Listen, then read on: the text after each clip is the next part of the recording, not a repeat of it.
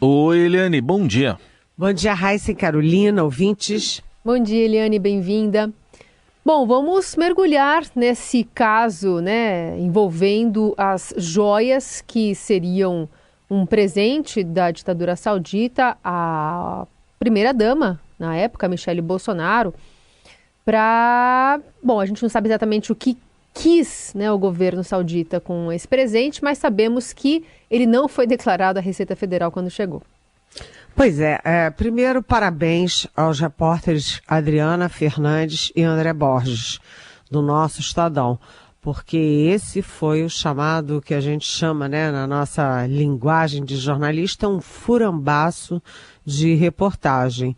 Realmente é uma reportagem muito bem apurada, muito bem feita, tem os nomes, tem os locais, tem os diálogos, tem as fotos, tem facsímile de documento, tem todo o enredo, passo a passo. É uma reportagem chamada impecável, né? Parabéns, Adriana, parabéns, André. A segunda questão é que é um escândalo absolutamente, sabe, sacode a República, sacode os Bolsonaros e também mexe com as redes sociais, né? As redes sociais estão aí pululando, né? E tá difícil os bolsonaristas defenderem. Como você defender? Tem lá as fotos, tem tudo, né?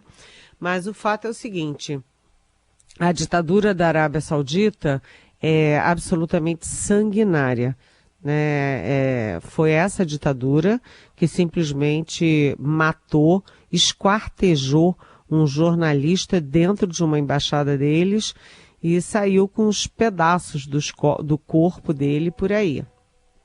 Nada aconteceu com ninguém, ninguém foi investigado, punido, condenado, nem coisa nenhuma. Ou seja, é uma ditadura sanguinária.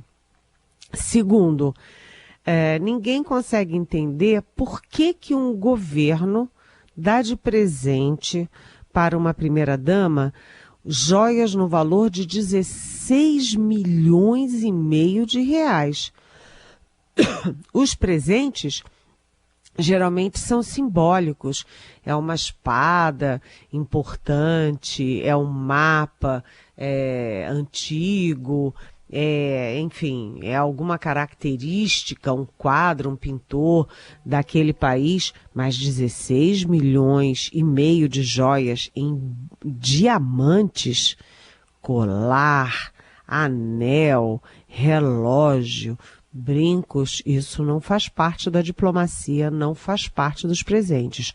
Aliás, esses presentes que o ditador saudita mandou para Michele Bolsonaro são muito, muito, muito mais valiosos do que os presentes que o mesmo ditador mandava, por exemplo, para o Donald Trump.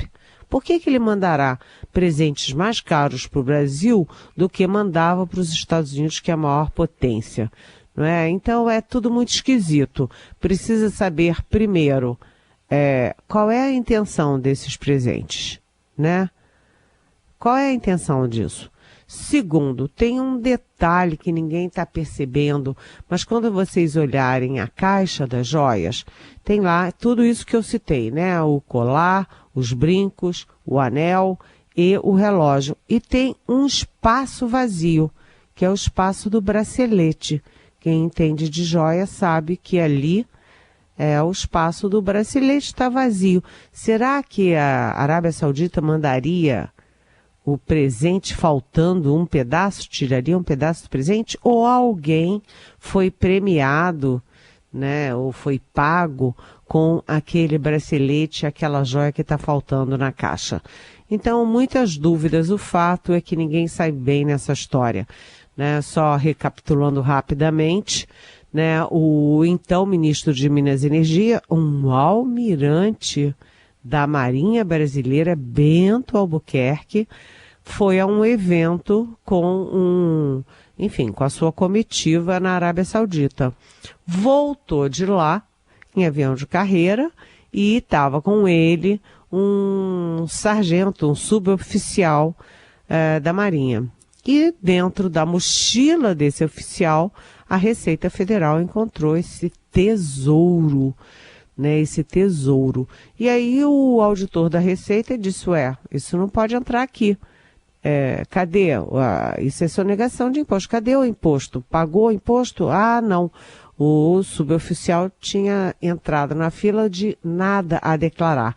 Você com joias no valor de 3 milhões de euros e você declara que não tem nada a declarar, né? Então foram apreendidas as joias.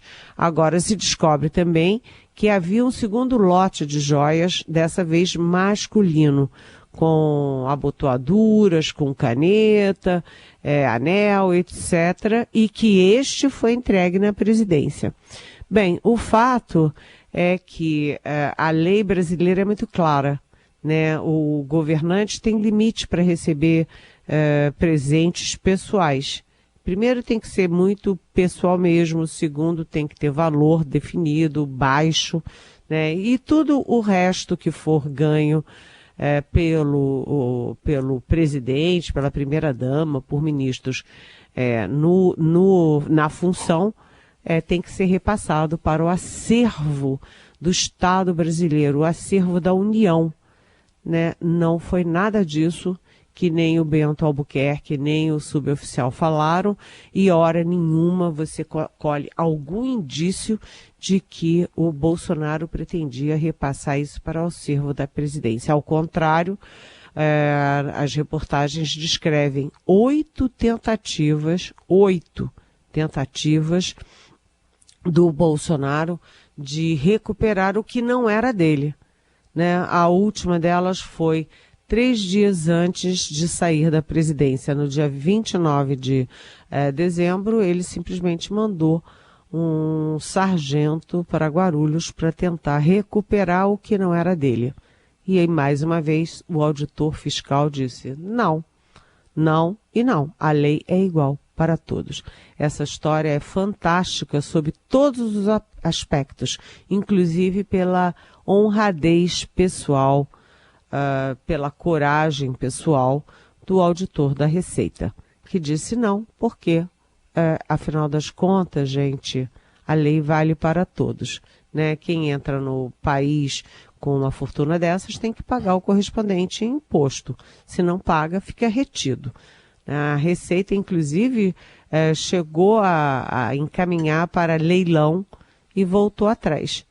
E o Bolsonaro viajou para os Estados Unidos. Imagina se ele estivesse com isso na mão. Ele levava o tesouro para os Estados Unidos, vendia tudo isso lá e estaria bilionário para milionário, muitas vezes milionário, durante gerações.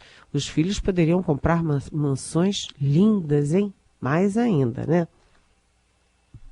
Muito bem, registrar aqui o nome desse fiscal da Receita, o Marco Antônio Lopes Santana, que resistiu a essa última pressão, momentos antes do então presidente deixar o país. Mas no que isso pode dar a partir de hoje, Eliane, já que houve determinação de investigação, tem Polícia Federal, o Ministério Público também entrando nisso e a própria Receita? Aí é que tá, né?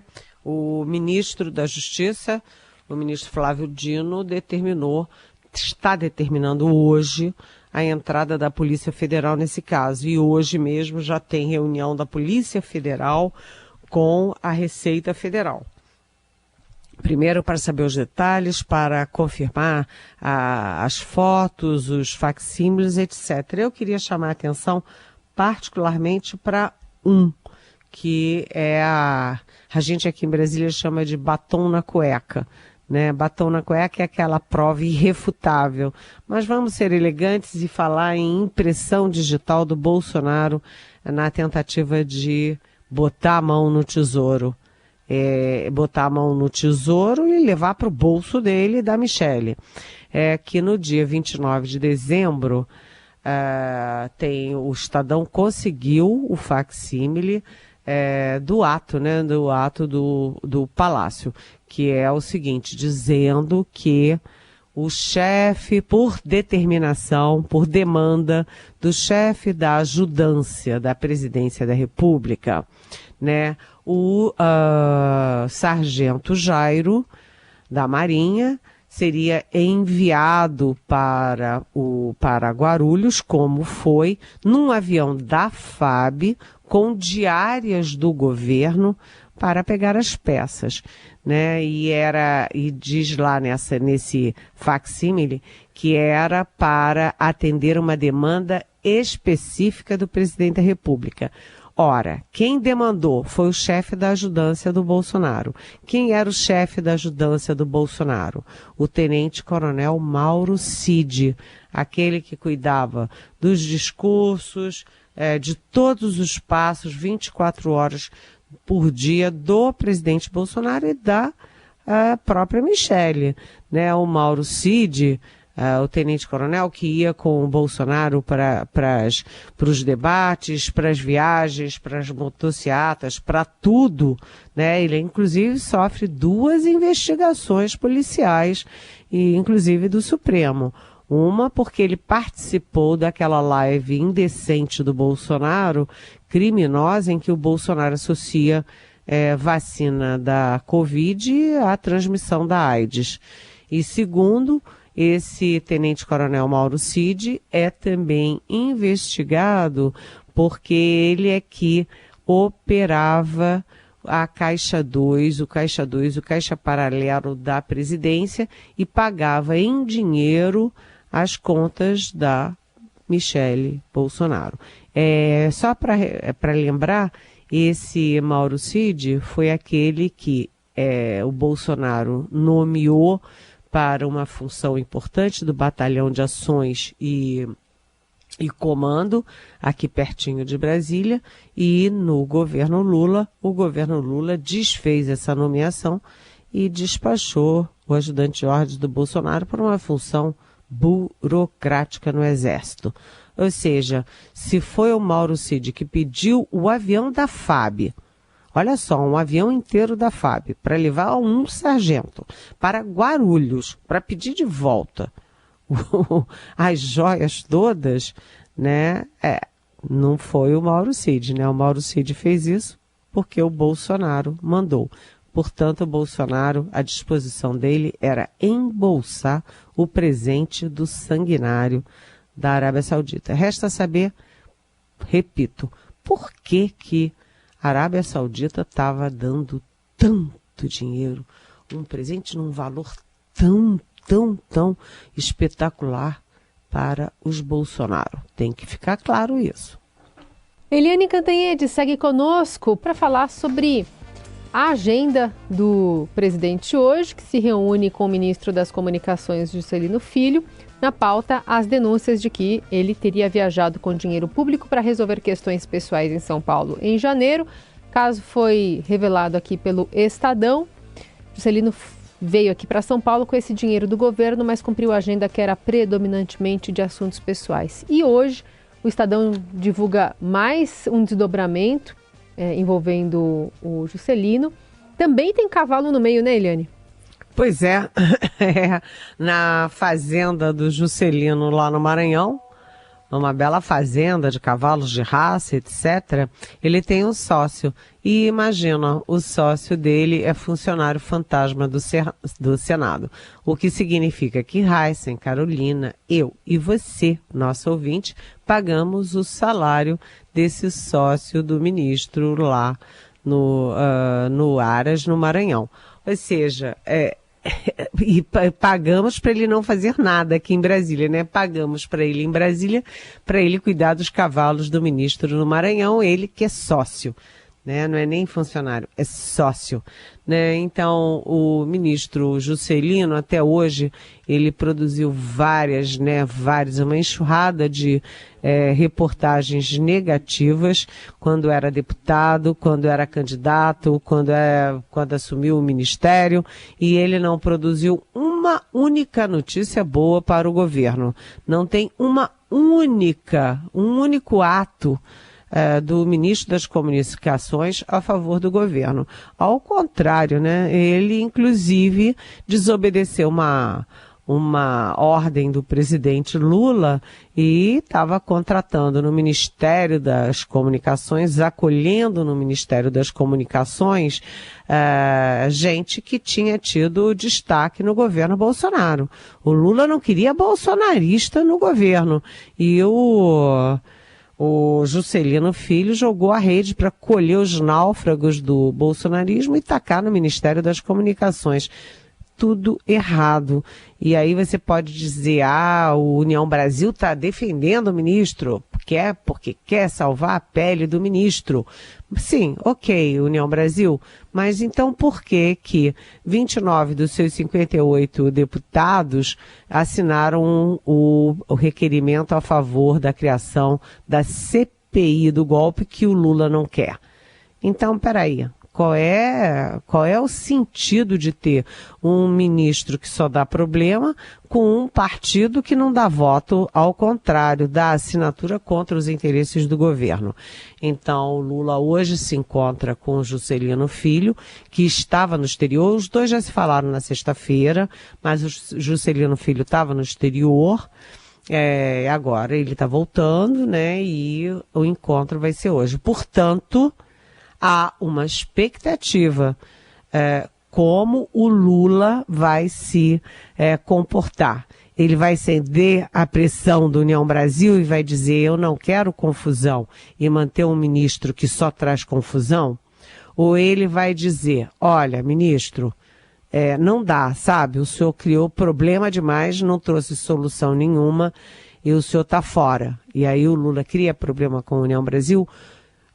O que eu seria capaz de apostar é que o Lula, antes de conversar com o Juscelino Filho, já está mexendo todos os pauzinhos ali nos bastidores com a União Brasil, para a União Brasil simplesmente lavar as mãos em relação a isso. Portanto, eu acho esquisito o presidente da República marcar horário, data e horário para demitir um ministro, né? Olha, ele vai lá para ser demitido às tantas horas. Portanto, não é assim, 100% certo de que ele será demitido hoje. Mas como a gente tem muitos anos de praia, a gente sabe as condições do Juscelino Filho continuar no governo são menos do que zero. Se não for hoje, por uma questão política, adia um pouquinho, faz um pouco de diplomacia, é uma questão apenas de tempo. O Juscelino Filho não tem a mínima condição de se manter ministro no governo Lula.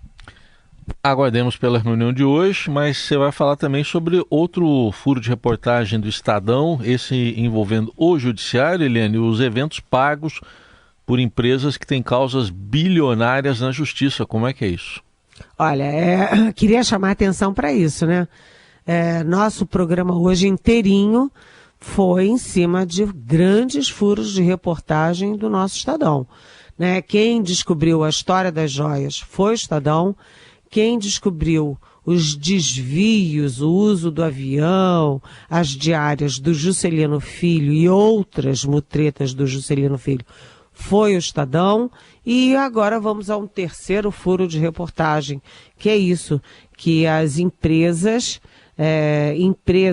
que têm, são 30 grandes processos, né, no valor de 158 bilhões na Justiça, no Supremo, no STJ, enfim, em instâncias da Justiça. Essas empresas que têm causas patrocinam eventos milionários exatamente para os seus jogadores. Então, assim como, vamos dizer, né, a gente não entende como é que o ditador da Arábia Saudita manda 16 milhões e meio em joias para a família Bolsonaro, por quê, com que interesse, a gente não sabe por que essas empresas gastam fortunas para fazer eventos eventos com passeios de lancha, grandes artistas caríssimos, baladas, uísques, comida do bom e do melhor e tal, para juízes que estão julgando causas deles, né? Então, por exemplo, o Estadão ouviu o professor Rafael Maffei, da USP, que ele alerta, né, que além dos conflitos éticos, há também a infração disciplinar. Além do conflito abstrato, há a infração concreta, né? E ele diz o seguinte, que ele alerta, né, para o acesso desigual que os julgados, né, os que estão sendo investigados e julgados, têm a magistrados, né? Então, não pode uma coisa dessas, fica no mínimo dos mínimos, constrangedor. Muito bem. Eliane Cantanhede trazendo, então, essas apurações aqui do Estadão, especialmente em relação a reportagens que foram feitas aqui. Acho que fica esse friso, né, da importância do jornalismo profissional, né, Eliane? Porque é assim que a gente consegue fazer a fiscalização, né, dos poderes, está aqui falando sobre esses assuntos, colocando a pauta. Hoje, a agenda do presidente Lula está cheio de explicações que vão ser dadas, tem muito jogo político nisso, mas é o exercício do jornalismo profissional que tem trazido à tona esses casos, como você bem frisou. Exatamente, é o jornalismo profissional e os funcionários de carreira, como no caso né, o auditor fiscal Marco Antônio Lopes Santana, da Receita Federal, e os outros auditores que deram respaldo à atuação dele. A lei é igual para todos e o presidente da República não pode fazer o que bem entende muito bem, levar para casa uma fortuna deste tamanho. E parabéns aos nossos repórteres, é a imprensa cumprindo o seu papel social, de levar a público aquilo que os poderosos não querem esconder. Eliane Cantanhede sempre conosco a partir das 9 da manhã. Você também pode mandar sua pergunta para ela com a hashtag Pergunte para Eliane nas redes sociais ou pelo nosso WhatsApp. Boa semana para nós, Eliane. Eu me despeço com uma lágrima de saudade pela partida do nosso Paulo Caruso. Um grande chargista, um grande colega, uma linda pessoa. Um beijo para você, Paulo. Que muita luz no seu caminho.